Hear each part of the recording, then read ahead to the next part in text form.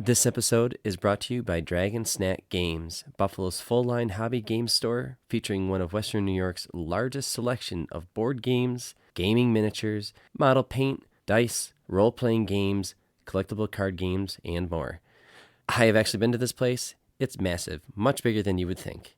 Check it out. That's Dragon Snack Games.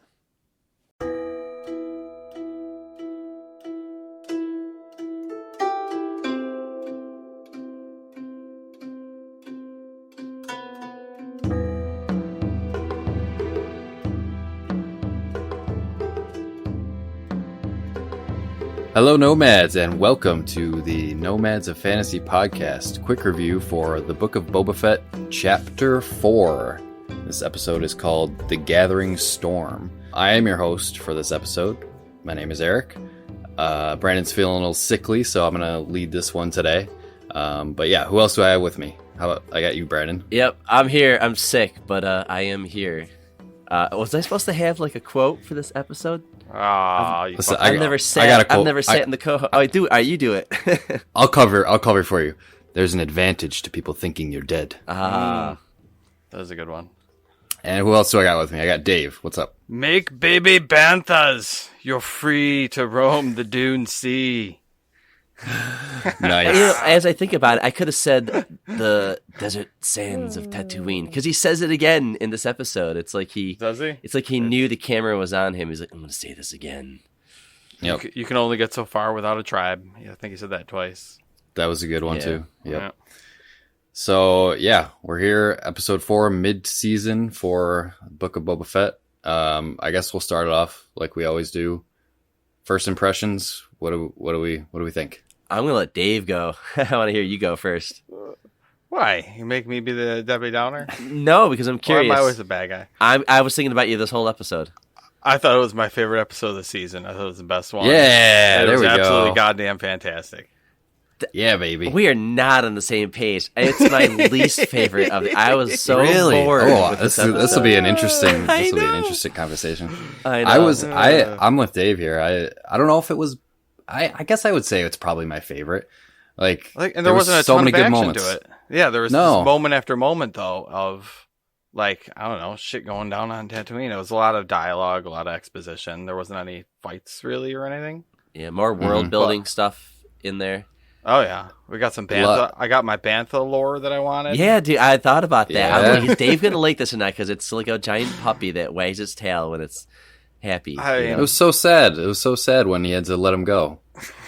You know. What? I'm pretty damn sick, and I'm wondering, am I just sick and I need to see this like regular, like normal? I don't know. Well, I don't know. So But I was bored. I could see that because there wasn't.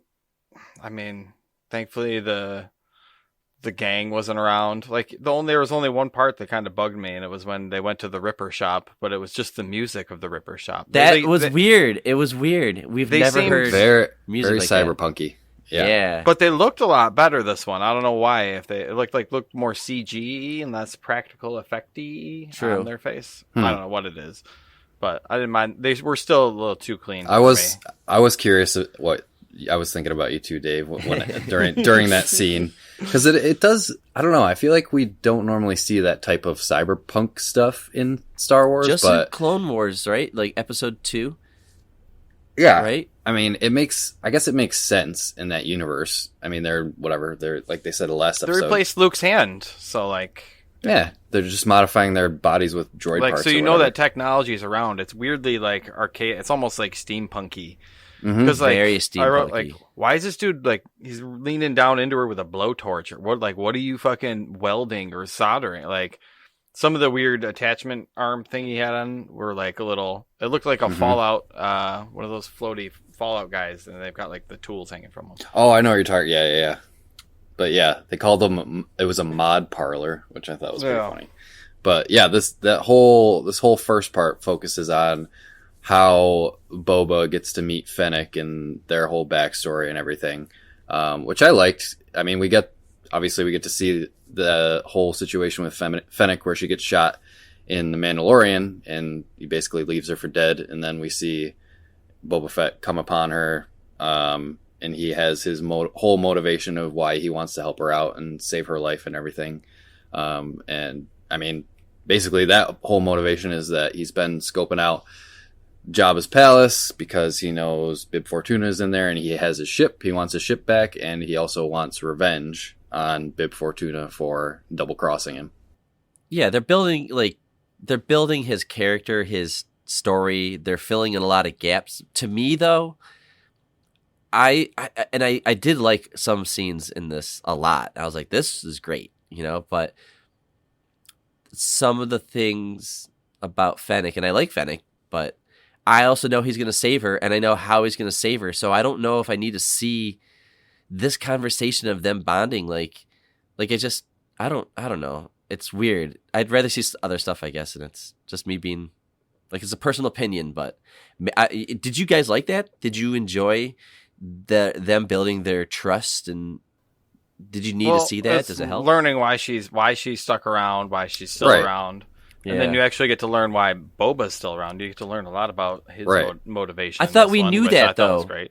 He saved her, and she's like, you know what? You're Boba Fett. You know what you're doing, and then you just kind of make up your own story. Did we need to see the exact details? Now, that said, though, how else could you have the mission together, which was to get the... I don't know. You can't call it slave anymore. They changed the name. Fire spray gunship is what they call it, which is just the type of ship it is. Yeah, gunship. Okay. Well, he gets it back, which is cool to see. Yeah, that whole scene where they're infiltrating the palace and everything, I love that. And I really loved how they sent out that tiny little probe droid, and it went around the whole palace and created this Metroid map where it mapped out all the guards and stuff. I thought that was really cool. That was really cool. Absolutely. Yeah, stuff like that around the campfire and whatever. I was good. So yeah, I liked how they got the ship, and then he just has a checklist ready to go. So all right, I'm gonna take out these guys, and he just blew them up. Which, by the way, those raiders could have, gone left or right. They kind of just kept going straight. Nope, they just kept. I noticed that too. That was my favorite scene from this episode.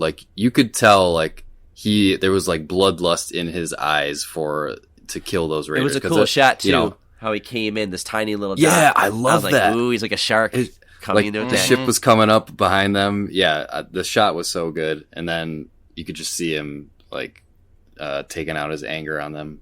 But yeah, I love that. I mean, you get to see the start of his criminal empire. Why he's his motivation is he's going to set up a crime family, and he's going to do things the right way. So, he's got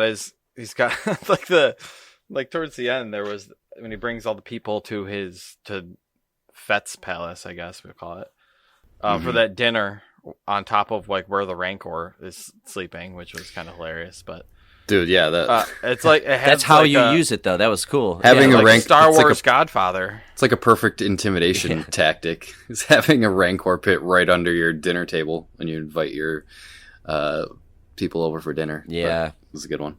Yeah, after we got the ship, we went and tried to find Boba's armor, going to the Sarlacc Pit. So that was wild. That was pretty intense. This was weird to me because we see in the first episode. I actually went back and watched the beginning of the first episode, and he thinks his armor is in the Sarlacc Pit, but we see him get out of the Sarlacc Pit with his armor on, and then the Jawas strip him. And we see him. He doesn't know that, right? Well, we saw him wake up and grab a Jawa's leg, but then they knocked him over the head. So that must have jogged his erased his memory of that. So maybe he just doesn't remember what happened. Yeah, I was kind of curious about that too. Maybe, I don't know. Maybe thought it blew in. The dust blew it back in. Who knows? But yeah, I was confused out of that. But other than that, the whole scene with the Sarlacc Pit was great, where he's lowering the ship into the pit. How do the engines work like that? Because the engines are pushing you forward, but he's leaning it forward, and the engines are pushing him down. But I don't know how. Some sort of anti-gravity. Who knows? I don't know. It was pretty fucking cool, though. Yeah, when Fennec dropped out of her seat and fucking released the mine into the pit, blew it up. And then after fantastic. After she did that, all Boba said was, "Next time, don't touch my buttons." It was a good quote, too. I didn't catch that.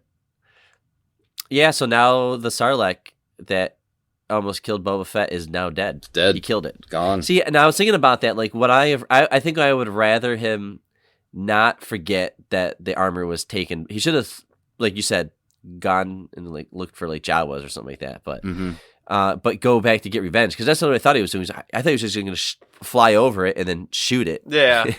Yeah. That's what I thought was going to happen. But whatever. I mean, he got his revenge on it, which was cool. And then he goes in, and he comes out all slimy, and that's wild. But then they kind of lead in the whole Bacta tank where she's like, you got to stop. Like, it's hot in there. It's bad for your skin. It's eating you away. You need a Bacta tank. And he's been rocking and rolling with that thing up to this episode. And at the very end, they're like, all right, you're complete. You're fully healed, which is cool. Yeah. Well, that's a turning point, because that means we're not getting any more flashbacks.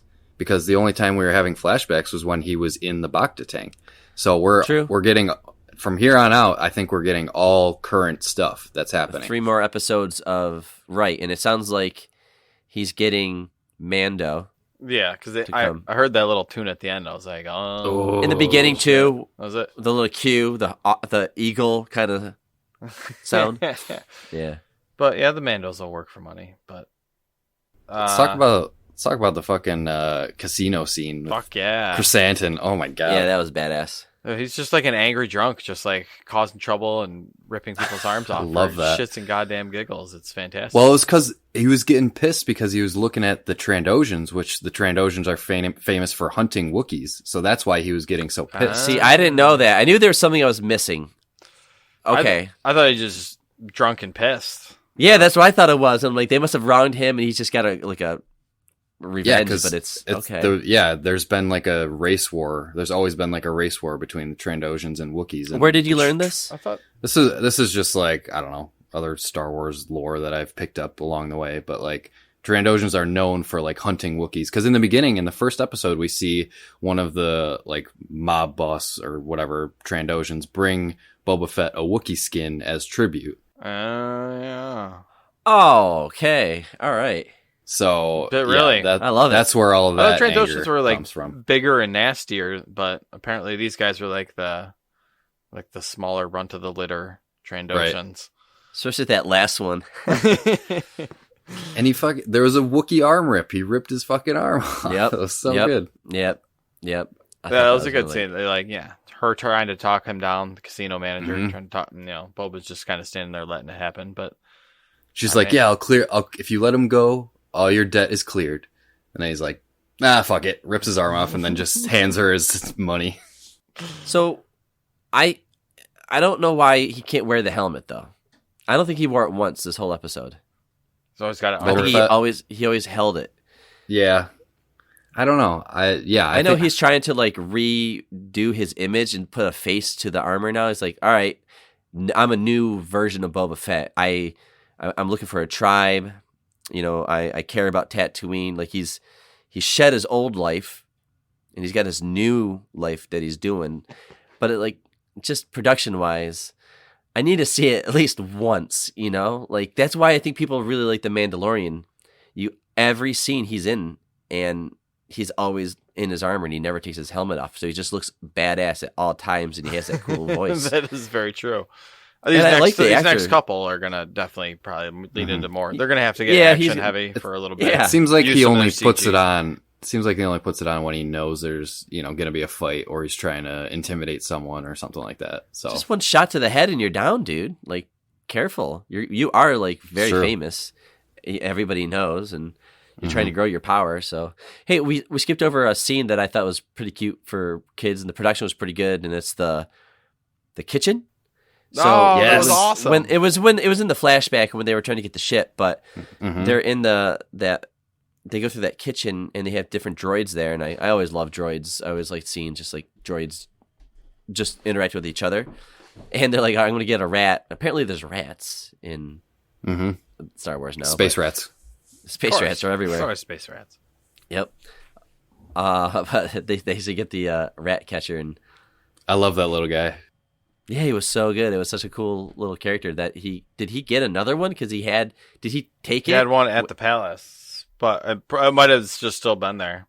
I didn't know what really those were. I've been starting to watch Clone Wars, the show, because friend of the show, Josh Myers, gave me a heads up that they talk about the Pikes in there, the crime syndicate. So I started watching that to try and start getting in there. But that robot was in that show too, so I didn't know that was like an in-universe.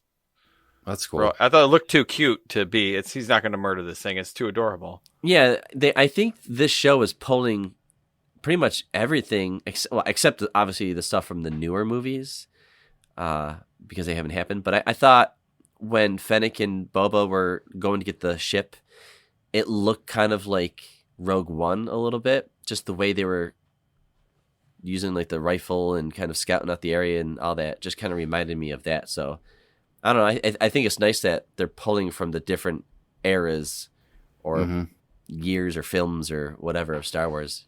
I love when they're putting it all together. This is a good world building episode, I would say. Yeah, and it's definitely setting up. I mean, I feel like I said this last episode, but it's setting up this war between Boba Fett and the Pikes, because at the end we see, he's got this round table of all the like leaders of each territory, and he's trying to bring everybody together in kind of a sort of neutral alliance against the Pikes. His deal is basically like, they all have to agree to stay neutral. Don't let the Pikes, take over your territory or trade through your territory or whatever.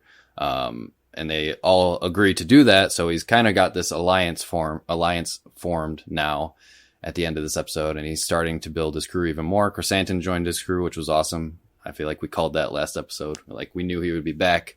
That was pretty quick.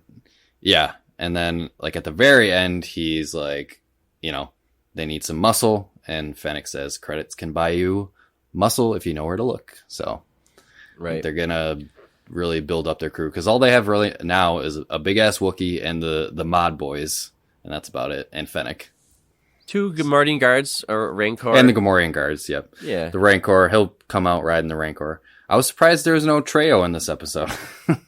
No, he'll just make his appearances here and there. If cameo. His goodbye or his backstabbing, who knows? But you got to figure Boba's been doing his training every day. So where do we think the story of Boba Fett is going then? Because now we more or less have an understanding of 3 episodes.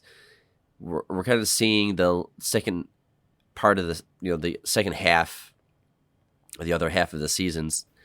We know who our antagonist is now. Yeah. We know what they're up to, and we also know what's on the table. And he just talked to all those guys like, hey, as long as you don't turn on me, I'm pretty confident I can take these. Somebody's going to. I think it's the woman. I think it's going to be like what you said. One of you guys called it like episode 1.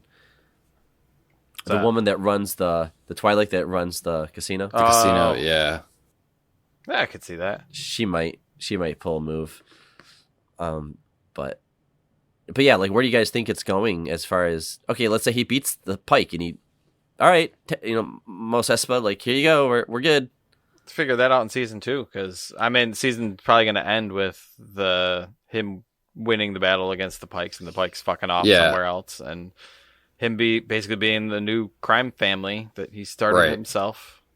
You can still kind of see that, like, he's still doesn't have that respect. He hasn't earned that respect yet from all the other like leaders of each territory. Because while they're doing their meeting or whatever, they're like, what's stopping us from taking you out right now and all that stuff. So, I think at the end of the season, obviously, when he defeats the Pikes or whatever, he's going to finally be like the top dog there in Mos Espa. And so I don't know. Or he'll die at the end of the season. I don't know. Why would we care though? Like why do we care if he is the boss? Like we like Boba Fett because he's a bounty hunter and he goes around. He's a bad guy that goes around killing people. Well, there was a line. That's who Boba Fett used to be. Now he's right. So now, he was tired of working for the man. Now he wants to be the man. Yeah, like because he thinks they're smarter and stronger. Sure. Yeah. So like it's our turn. I get all that.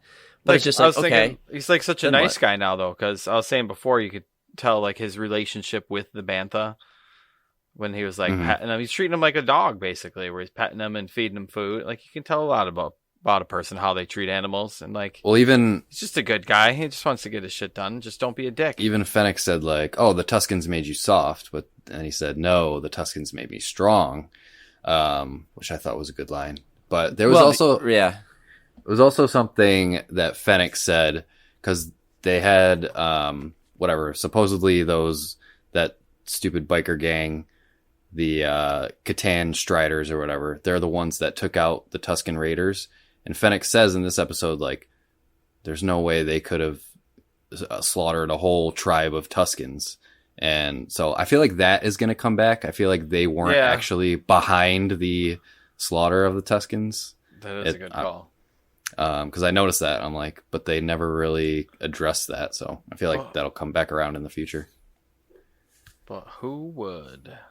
Who would? I mean, I would have to assume that it's just like the Pikes are behind everything since they're like the major antagonist here. Or they're the ones that put them up to it, that biker gang. So I don't know. I feel like that will come back around in some way. But yeah, this definitely got me excited. I feel like we have, since this is like mid-season, we've kind of gone over the hump and we're going to see the main conflict really start to show itself here in these next couple episodes. Yeah, because I mean, it was a lot of just filling in holes. It was a great hole filling episode where you got motivations, you got plot lines going forward, cleaned up the messy backstory, or we're all caught up now. So, I mean, it's basically like clean slate now. We know where all the chess pieces are lined up, and it's time for Boba to start shooting stuff. So, best what do we episode, think? The best well-rounded episode of the season. Yeah. Any final thoughts before we give our overall ratings on this one? It was good when it was good, and it was boring when it was slow. I don't know. I sound like a jerk, but I blame my cold.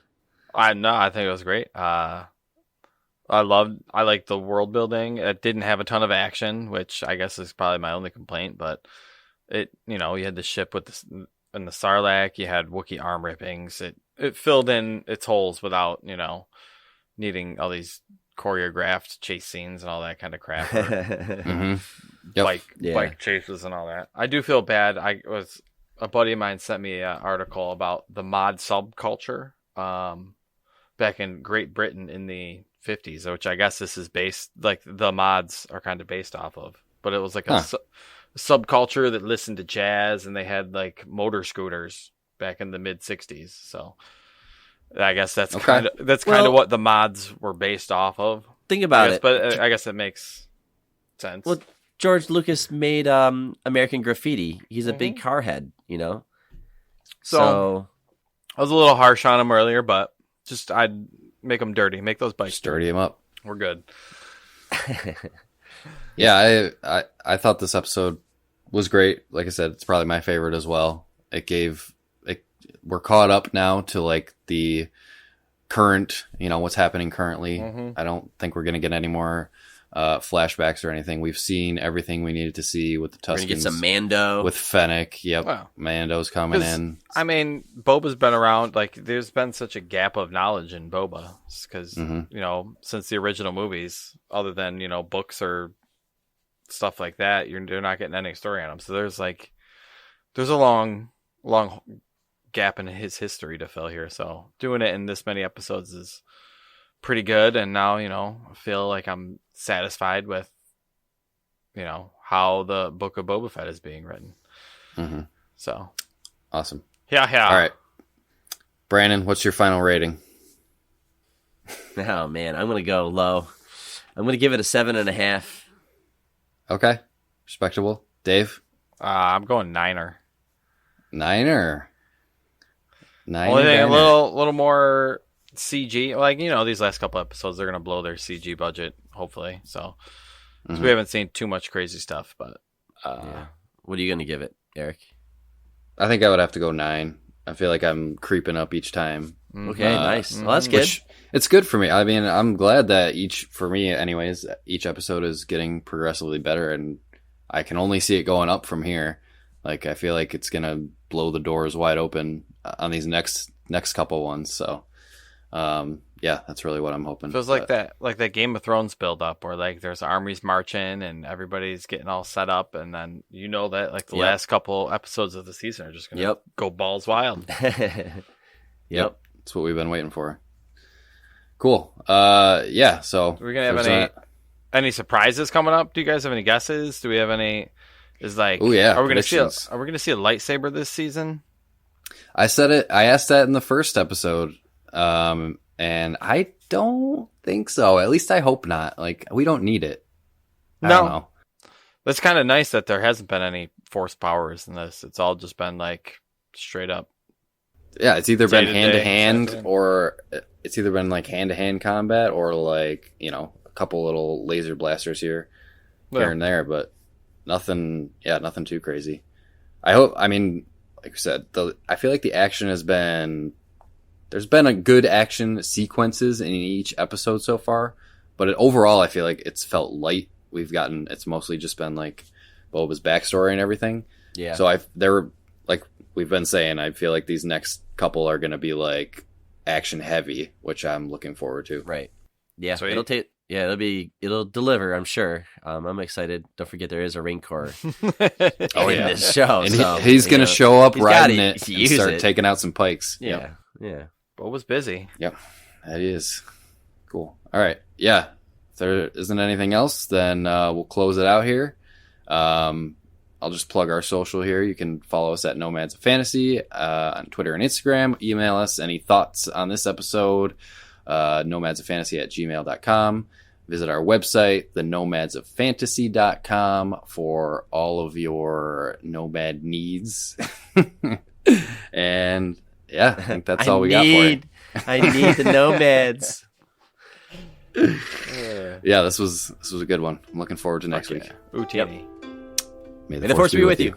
Oh. Ah.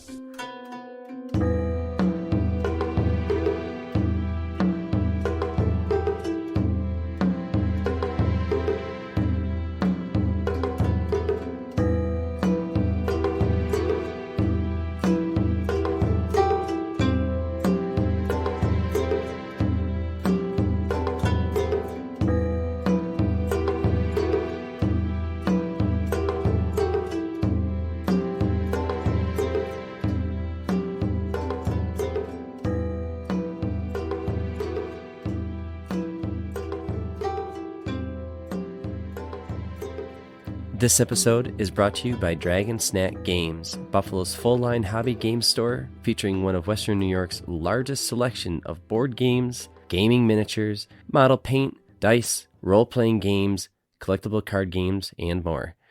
I have actually been to this place. It's massive, much bigger than you would think. Check it out. That's Dragon Snack Games.